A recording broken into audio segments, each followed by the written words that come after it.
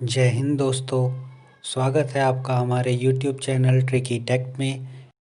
आज का हमारा टॉपिक है ग्राम सभा, ग्राम सचिव से रिलेटेड।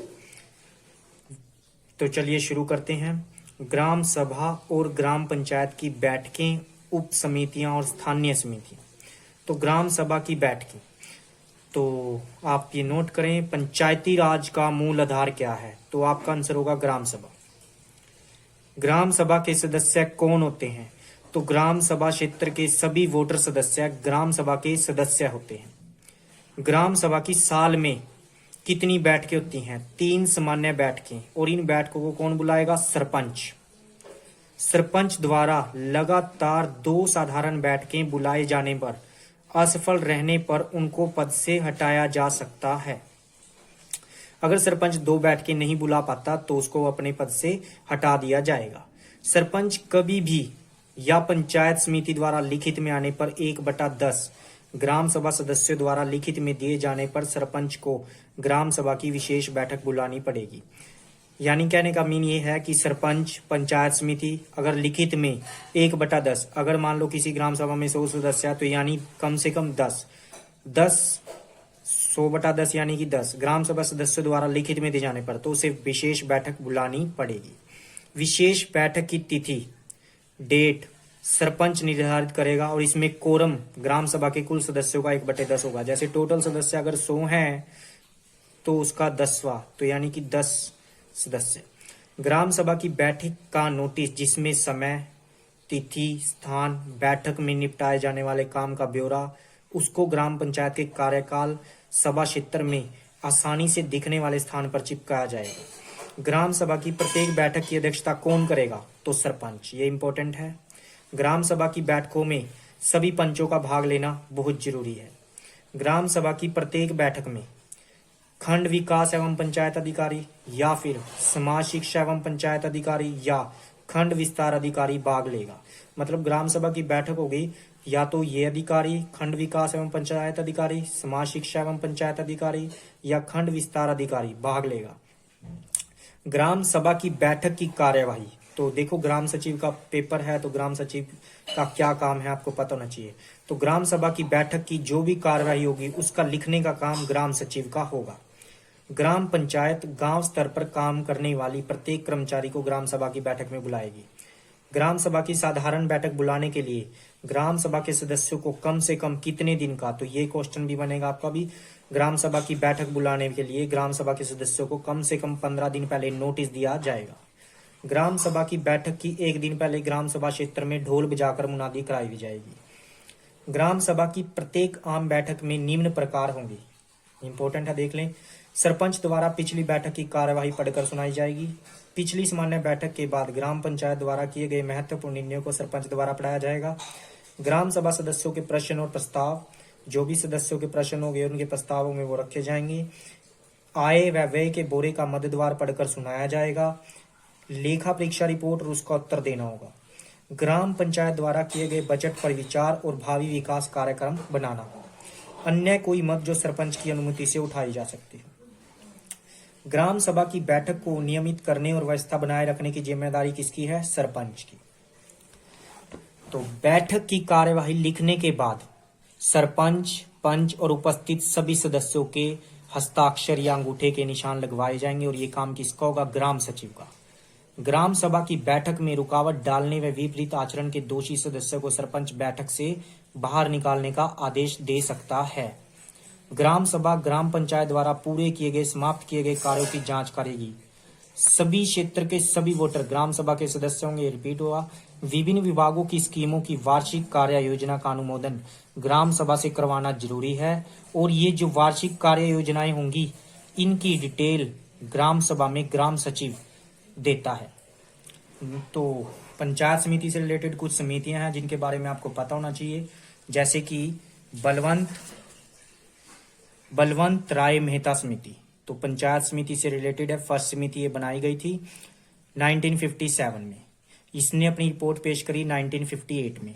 तो रिपोर्ट में क्या, त्रिस्तरीय पंचायत राज्य व्यवस्था लागू की जाए और इसमें एक पद था जिला परिषद का अध्यक्ष, जिला कलेक्टर हो, डिस्ट्रिक्ट कलेक्टर। नेक्स्ट समिति बलवंत राय मेहता समिति के बाद अशोक मेहता समिति आई 1977 में बनी और 1978 में रिपोर्ट दी।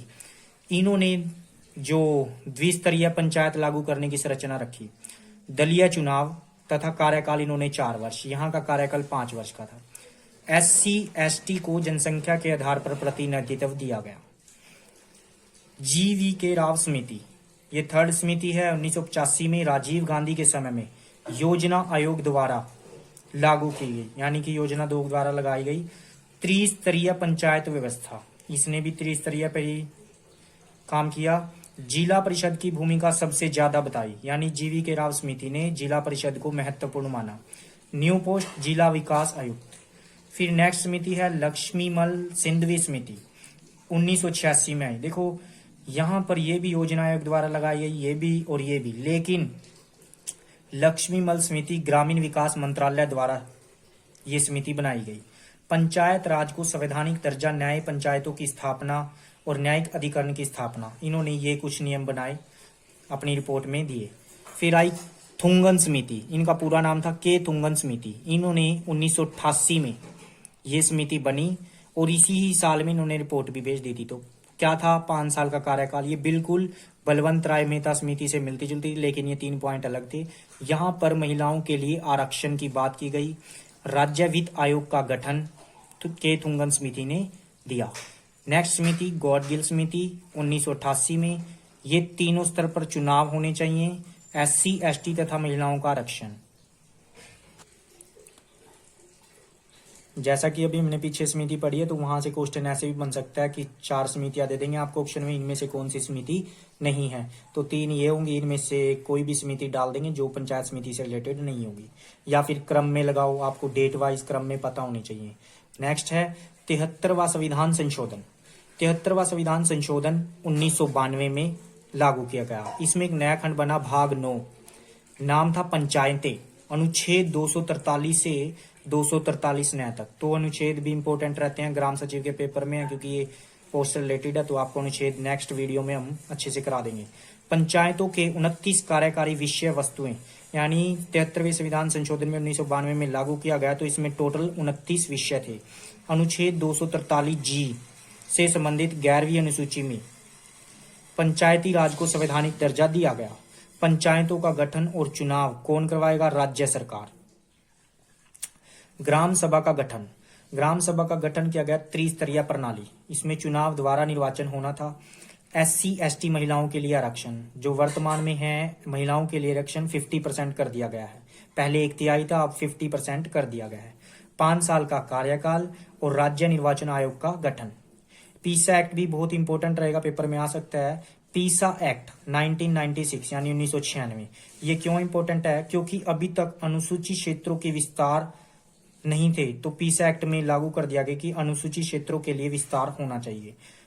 तो पीसा के प्रावधानों के लिए नोडल मंत्रालय, देखो अनुच्छेद 243 ए, यानी डे में पीसा एक्ट था 243M।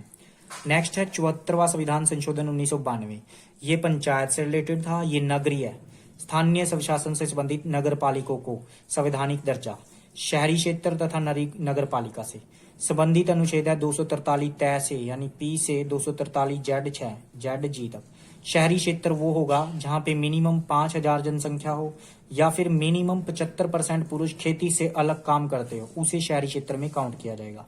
जनसंख्या घनत्व 400 प्रति वर्ग किलोमीटर हो। शहरी क्षेत्र से संबंधित 18 विषय 12वीं अनुसूची में शामिल किए गए। देखो यहाँ पे 18 विषय है 74वें संविधान में, स्थानीय स्वशासन नगरीय के लिए, लेकिन पंचायत में 29 विषय हैं। तो ये वर्तमान में है, लेटेस्ट है। हरियाणा पंचायती राज में दूसरा संशोधन विधेयक 2020 पेश किया गया।